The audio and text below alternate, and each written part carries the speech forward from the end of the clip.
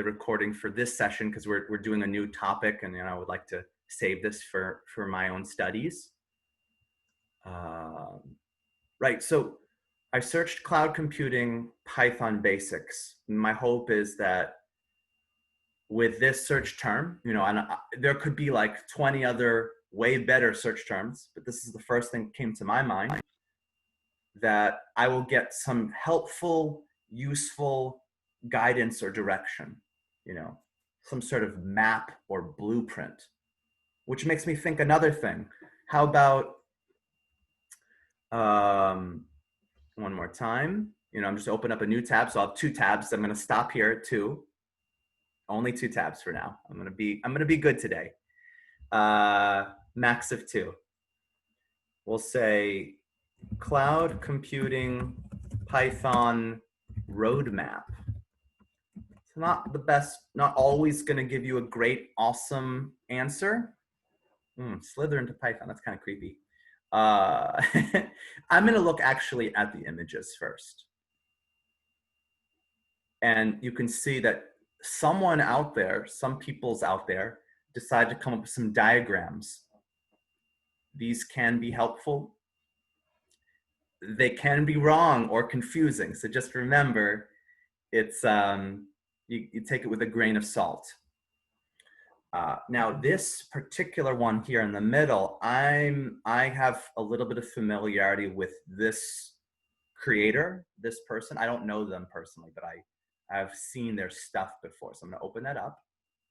I did say only 2 tabs. I'm so bad. And I'd You like are doing good so far. I have sometimes up to 45 tabs open. Ooh, I like this person, how they're, the first link that I got, and I will share these links with you guys. Oh, I see what you're saying, Ruth, about the recording. Awesome. Yeah, I'd be happy to share this back with you guys. So this is the first link that I came up with. This is, so right here, you may feel like by me doing research with you, this might not be a high value activity. If you were thinking that, I'm not saying you were, but I do know some people that are like, anyone can do a Google search. You're not offering me anything special value. I find for me that the most value is knowing where to look for the information. Thank you guys for saying this. That it's helpful. I'm glad to hear that. So I believe that the research, getting good access to good information, is the first most important thing. And then good practice technique, and having opportunities to build real world projects. Those are good strategies after you have access to good information. If I just say, hey, build me a cloud infrastructure that will work like Dropbox, but I'm not going to give you any access to good information and you can't use Google. I mean, how are you supposed to know? You just like, magically, guess the codes. It's not, I don't guess. I mean, I will make guesses, but then I'll also test and I will do some research.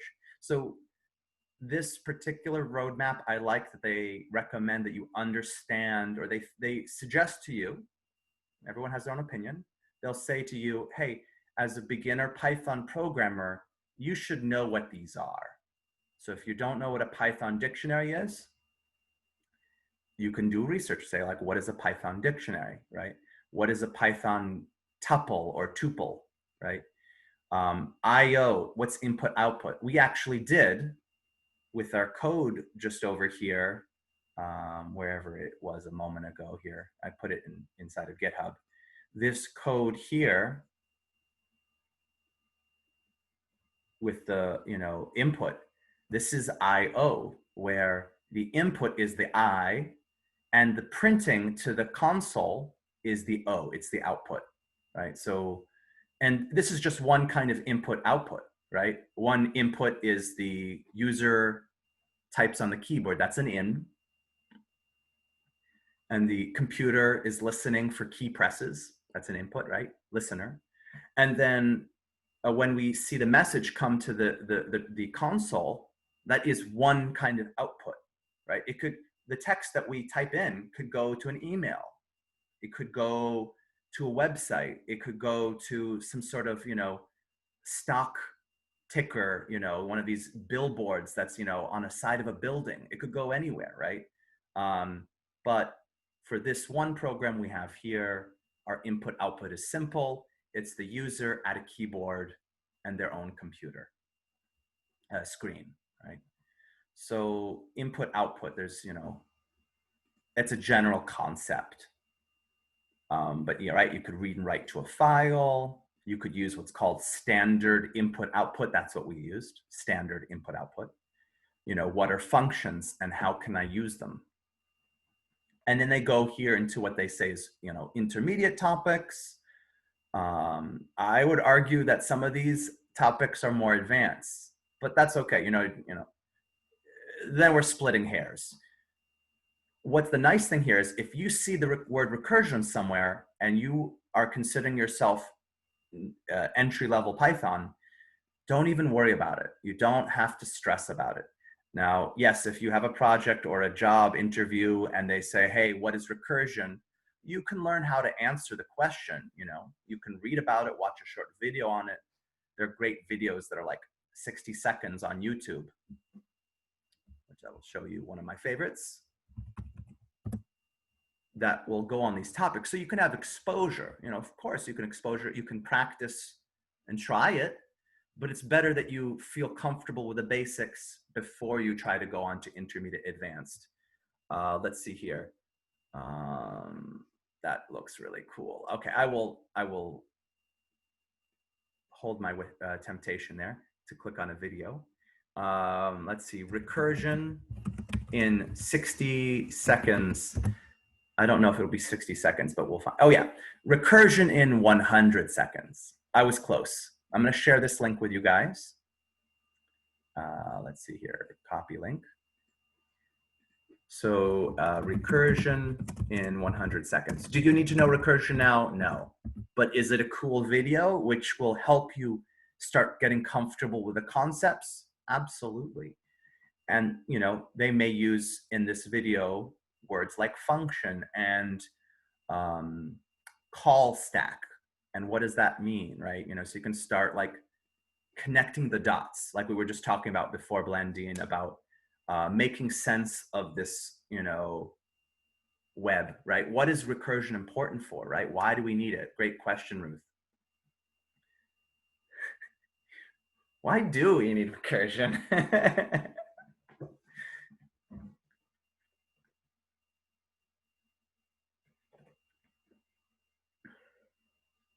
Sometimes my answer to that question would be sometimes it's the best tool for the job, right? But then it's like, okay, well, then what is it, right? What is recursion? I'd just say recursion is a function calling itself, but that might not be the best answer.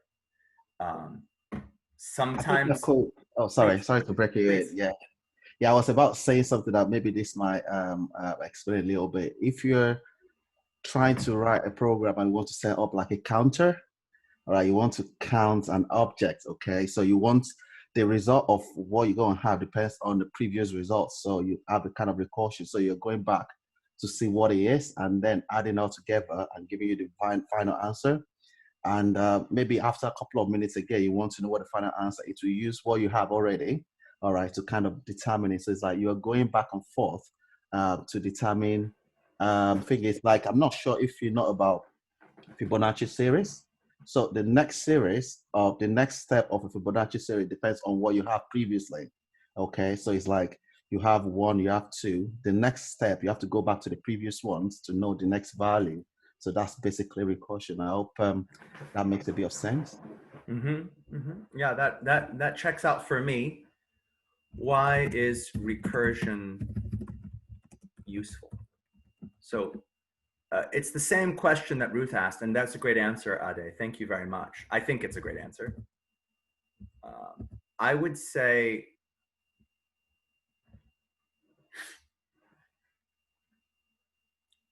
look at a few different people's opinions and come to your own conclusion. And if you're not used to programming with recursion, I think you're missing the most important opinion, which is your own opinion. I think, okay, so what you feel, what you think is important, then maybe you also want to go to like a trusted expert, right? So I would say that recursion is, you need it for working with trees, for example, tree structure data, where just as they're saying here, recursion is made for solving problems that can be broken down into smaller repetitive problems. So just like Ade said, Fibonacci sequences, certain kinds of patterns of numbers rely on the last number or the last two numbers, whatever it is, right?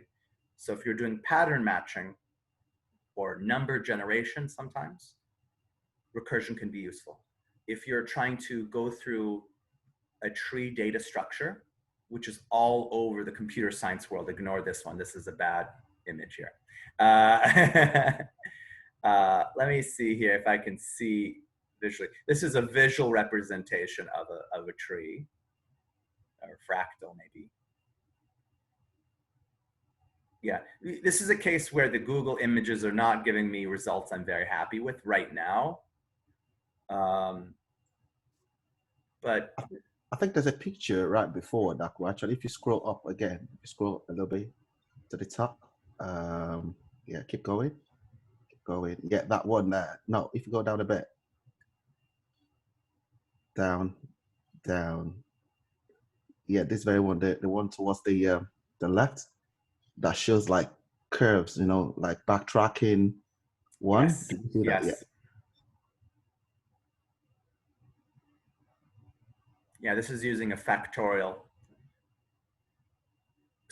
There are interesting topic or subtopic, I should say, a meta about learning to program and learning computer science, learning about cloud computing, whatever it might be, right? Technology, is that there are sometimes some barriers, learning hurdles, you can say, that you have to jump over, or hoops that you have to jump through maybe. And some people will say, hey, you should learn it this way, or hey, you should learn it that way.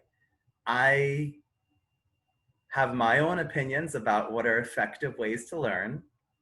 I think everyone's different. And then, what works for you may not work for someone else, right? I think maybe giving an example of that might be easier to explain than trying to explain. Maybe Sure. just show an example of on the program, maybe by Sure. typing.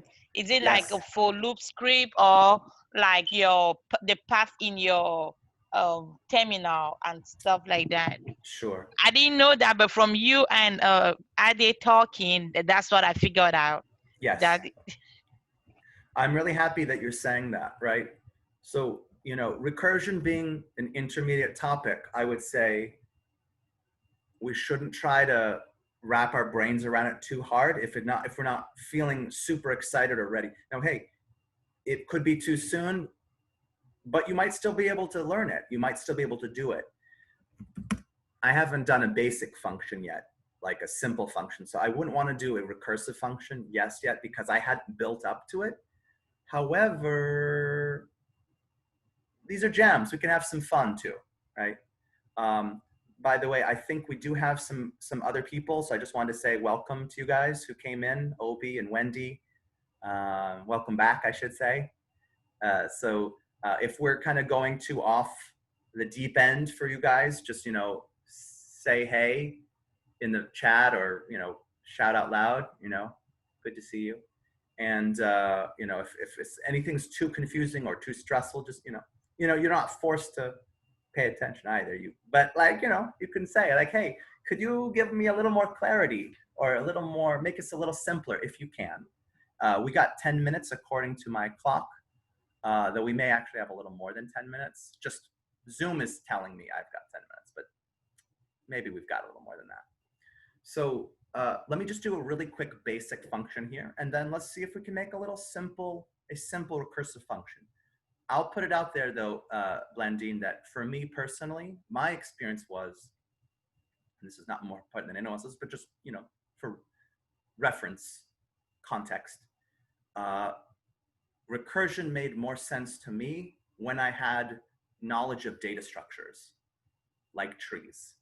Without trees to use as the source material or the target to work on, recursion kind of was a little bit, it's like math, abstract math. It didn't really make sense to me.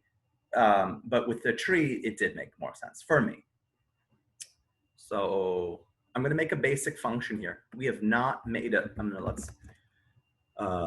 Let's make a basic function. So this is something we haven't yet done together in a jam. We've used functions, but we've not made our own custom. A new custom function. What? Custom.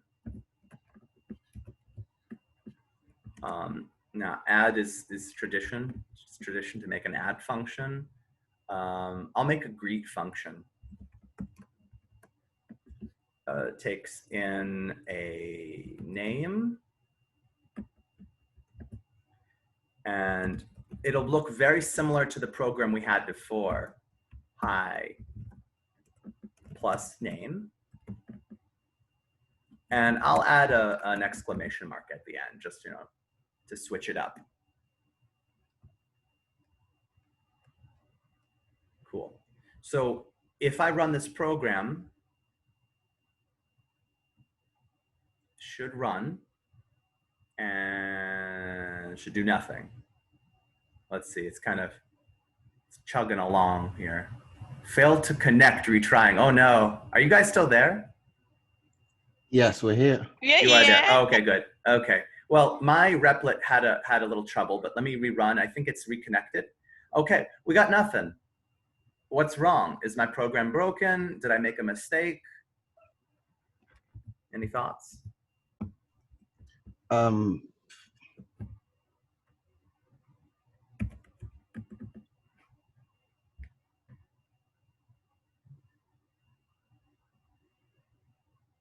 Yeah, I think because what we have, because we're kind of defining the function, and we want it to return.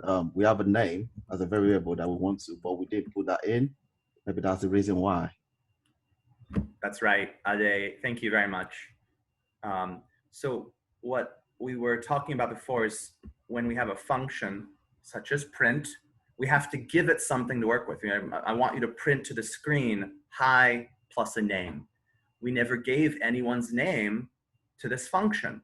Also, we didn't invoke the function. So here we can now invoke or call or use our new function with the argument ob. We call it an argument. You can say variable, that's not wrong, but it's more precise to call it an argument because we're giving it to the function to work with. So now we can see when I run the program, we define the function. This is like our blueprint right here. It's not gonna do anything yet because we haven't used it yet. We just say, hey, here's my new function. So DEF stands for define. Define new function. Okay, and we give it a name. Or the function, and it's confusing here because we're actually, there's two names here. There's the word greet here, that's our function name. And then we have our argument, which I'm calling name. So to make this a little bit clear, I will call this very precisely name input. Now you see we get an error here because we're not using it inside. So I have to use the same, what the argument name here, we use in here, the same. Because Space. I was gonna say X, but the print with the function we had in there, I thought you could read since print is a function, Yes. So I was wondering why. So Why is there a space after print, you're saying? No, you corrected that you had name before and you changed to name input. So I was reading name as a function to the to the grid. Just following from our previous example we did earlier. Yeah. So before we wrote everything inside of print, Right. now we're writing it inside of. Oh, right. You're talking about with the input function too, right? Yes, sir. Yes. You're fine. You're okay. It's okay. When I lived in Japan, people would call me Avi-san or Avi-sensei, and I was just like, yeah, you can call me Avi because I'm American. We don't have san, we don't have sensei. It's not like that. But I used to teach English abroad. So yeah. So this program doesn't use the input function, but we Okay. can use it also here too. So this So probably the difference with the recursive and the IO, right? The input we did earlier. So is that there's no recursion here just yet. These are simple functions. They take one thing and they do one thing. okay? But this is IO, right? So the print is an O function. There's actually no input here from us. Okay. So when I say name input here, really it's just an input to the function. Let me make this even clear. I'll call it name argument. I keep changing the variable name here or the argument name, but that's kind of the point to remember here is that the argument name doesn't matter.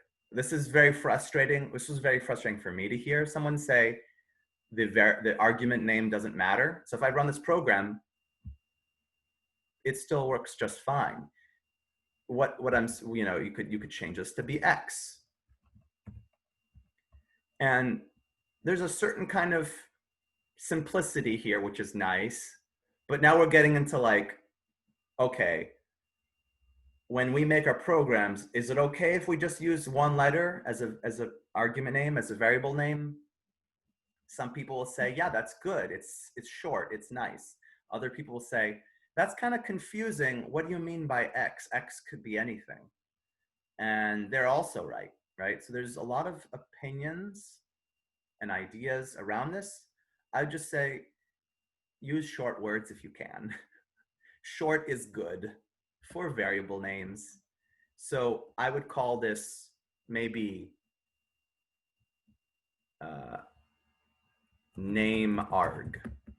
That way it's short, but it's clear it's supposed to be someone's name, and it's an argument that's passed into this variable, an argument that's passed into this function. Yeah, my brain is starting to get a little fuzzy before lunch here. I could probably use some food soon. So we'll probably start wrapping up. I just want to make sure we still got time for, let me just make sure. I'm going to stop this share for just a second. Yeah. My Zoom tells me we've got 40 seconds. Oh, okay. So do you guys want to do another 5-10 minutes? Please, yes, it's so interesting. I don't even feel like stopping. Okay, just please shoot me an email and I will send you the invite right now. My email is avidrucker@gmail.com. Please take a look at the chat. It's AVIDRUCKER.